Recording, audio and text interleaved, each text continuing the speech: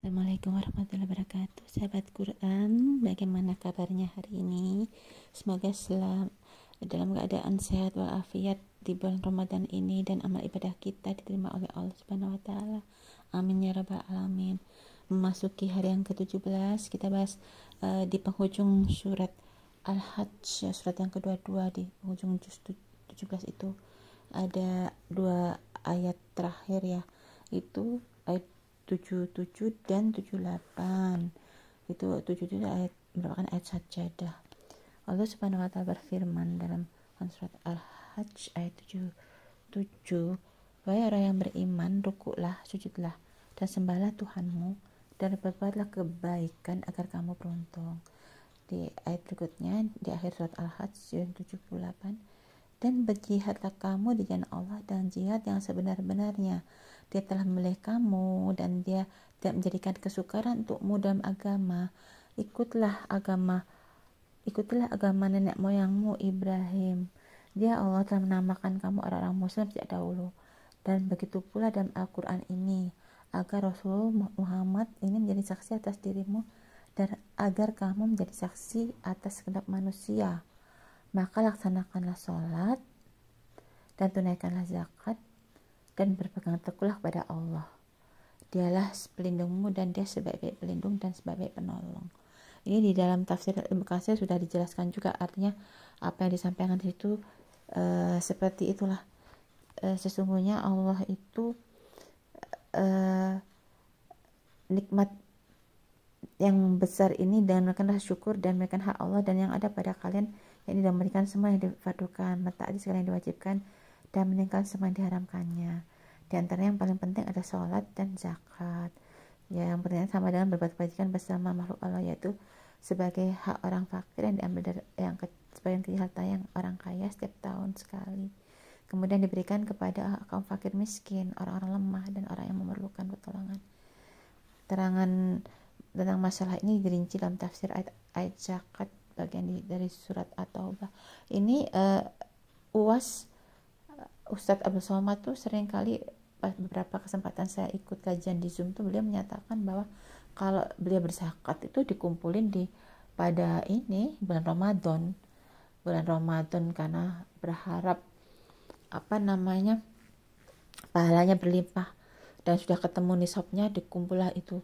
Jadi malah kalau kita menginginkan kita kesempurnaan kita ditarik ke belakang, artinya untuk yang ke depan misalnya kita nggak boleh seperti itu, kita ambil sekarang, kita keluarkan di sini gitu bagi yang punya kecukupan ya.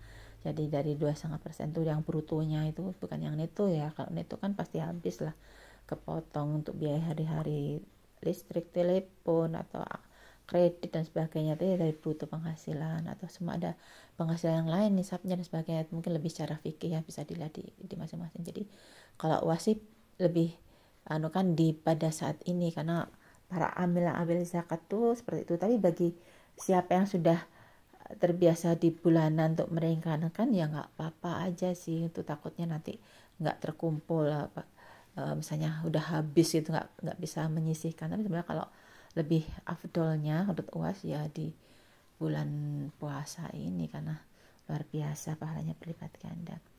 Mungkin itu aja ya, karena jelas sekali bahwa ini itu kita itu sudah dikasih kemudahan sama Allah, tidak ada kesukaran apa aja, karena semua yang kita alami itu gak mungkin menyusahkan bagi agama. Misalnya kalau sholat nggak bisa berdiri, duduk, nggak bisa duduk berbaring, artinya semua tetap harus dilakukan, nggak ada yang bisa ditinggalkan. Itu kan perintahnya untuk menegakkan sholat dan laksanakan sholat dan tunaikan zakat. Itu diulang lagi di situ, dan berpegang kepada Allah karena dia pelindung, karena pelindungnya itu adalah Allah. Jadi barang siapa yang menyeru selain Allah, nanti Allah tuh nggak mau, seperti yang kita bahas dari sebelumnya kemarin ya. Mungkin itu ya. Karena itu wahai hamba Allah, bersulilah kalian dan seruan Allah yang telah menamakan kalian orang muslim dan orang mukmin dalam surat itu. Kira-kira itu aja, karena banyak sekali riwayat di sini yang diceritakan yang intinya menguatkan bahwa memang kita itu harus menyeru Allah. Barang siapa yang menyeru dengan seruan jahiliyah, maka sungguhnya dia akan menjadi penghuni neraka jahanam, walaupun dia itu puasa dan sholat. begitu. Insya Allah jelas ya ayatnya ini, yaitu orang yang beriman rukuk sujud sembah Allah dan berbaik akan kamu beruntung. Itu perintah utama Allah untuk ayat sajadah. Terus kita suruh berjihad sungguh-sungguh dan berjihad yang sebenar-benarnya. Jadi hanya kita yang mengetahui seberapa sih kesungguhan kita untuk jihad itu. Nah ya, kita doakan saudara-saudara kita di Palestina agar tetap teguh dalam agamanya dan berjihad, karena sungguhnya tentara Allah itulah yang akan menang.